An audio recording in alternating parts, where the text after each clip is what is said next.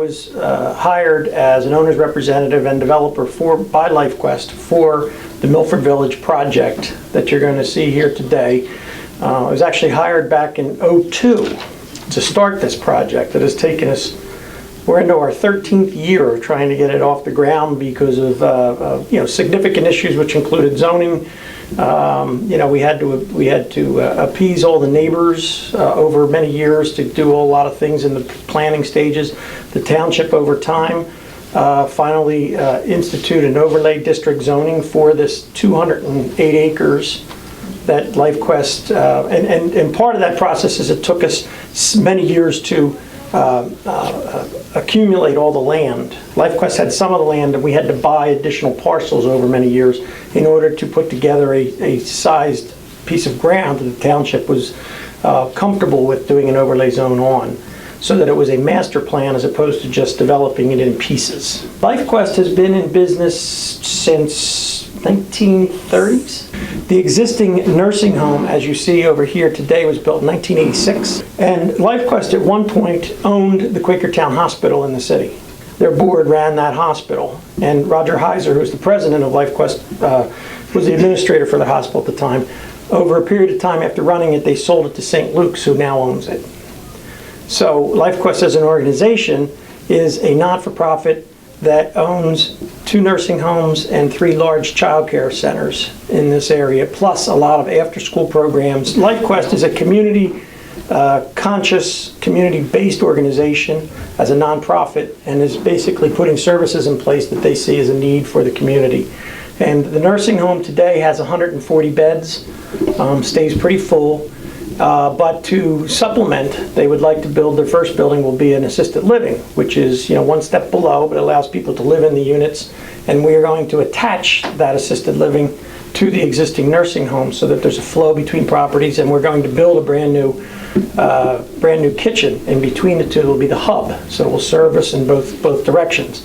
And in the future, we will build a memory care center as an additional wing, and that memory care center is for Alzheimer's, dementia, and that will also go on the site. Those are the first phases, and those will all be LifeQuest-owned projects. Additionally to that, there will be many other many other buildings and other uses on the site per the zoning. So let me just explain to you real quick here. This is an aerial map of the whole Quakertown region. And you can see over here is the turnpike up in this area, Route 663 cutting across to Route 309. The hub, as you know it, and where you are, is down here in the core of Quakertown, which I would say is in the southeast quadrant of 313 and 309. Our property, as you can see, is a pretty prominent, over 200 acres, right on 663 with over a mile of frontage. And as I mentioned earlier, we had taken several years in order to accumulate all the ground and put it together and congregate it together. So it just gives you a pretty good perspective of the scope of the project as you see it. The master plan for the project, not sure how well that'll come up, but you can get an idea. This is Route 663 across the bottom, and we just put in a brand new traffic light that you came in today. That just opened in January 1st. We've been working on that traffic light. LifeQuest's been working on that traffic light for 20 years trying to get it in. But you need to have enough trips, generations and such, and we've worked with the industrial park across the street. They've contributed money towards it, and we just completed that new driveway in, but we also did it with the intent to be our primary drive that's going to be coming in for the whole project in the future. So that has been built. You drove in on it today. In this master plan, you'll see on the far right-hand side, 30 acres along Portser Road and 663. St. Luke's Hospital purchased that ground back in 2010, December of 10, in order to ultimately relocate their existing hospital to this location, to give them a new hospital on the ground. The one they have today functions very well. It's a nice hospital, but it is an older hospital, and this gives them an opportunity to build a cancer center, a medical office building, and a hospital all on site there. So they currently own that, but they are a party to our master plan as approved by the township. We have the existing nursing center right here at the core of our site, if you will, and the existing building that you're in today is the corporate offices combined with the child care center, two-story child. As part of the agreement with the township, Mill Hill Road, which comes straight down the edge of our site down here to Route 663, will be closed at 663. They have already closed it on the other side of the highway because it's an extremely dangerous intersection, a lot of deaths at that intersection. We are going to close that off, and as part of our deal, we've agreed that we will reroute Mill Hill Road all the way across to our new light. Change on which one goes first, but the first phase that we're intending to do right now is to build a new assisted living building and attaching it, as I described right here. It's basically a horseshoe-shaped building down here that will be a 123-unit assisted living facility, 3 stories. And in the future, the other wing over here will be the 40-unit memory care. And all of those will be hubbed right to a brand new 5,000 square foot kitchen, which will have dining halls on both sides for the different types of residents. Our nursing center, a lot of residents are wheelchair operated, so they have a different need for how they come in and out of dining. Assisted living, some do, but most will still be ambulatory and be able to get in and out of the dining hall. So everything's set up for different aging and different. The rehab subacute units are, are basically private medical insurance. A lot of cases, people coming out of the hospital, the Medicare and that sort of stuff. The assisted living is going to be private pay, and when you ask what is the economic condition, what we have done in this property is we've scheduled the economics of it to be right at the middle of what the world is in that type of facility. We're going to have game rooms, we're going to have a wellness center, we're going to have doctors' offices. We're going to have each floor will have a different bistro or restaurant on each floor, place to eat, while the main dining on the main floor. It's going to be a very attractive place for people to want to live and to come. And so if you need some ambulatory help, this is the spot. It'd be good for them. So that is the first section of what we're going to be doing. We're also approved at this point in time to build a new daycare center directly behind this building. We have an existing daycare center right here adjoining this facility. And each of the LifeQuest daycare centers go from anywhere from between 120 and 190 kids in the center. So they're very large, well run. Really, they have great ratings with the state. Very, very nice. And we'll build another building which is going to be very similar to the one that has been done in East Greenville, which was done a few years ago, and it's gotten rave reviews. It's a beautiful facility. So that will come on the tail of some of these things. Okay.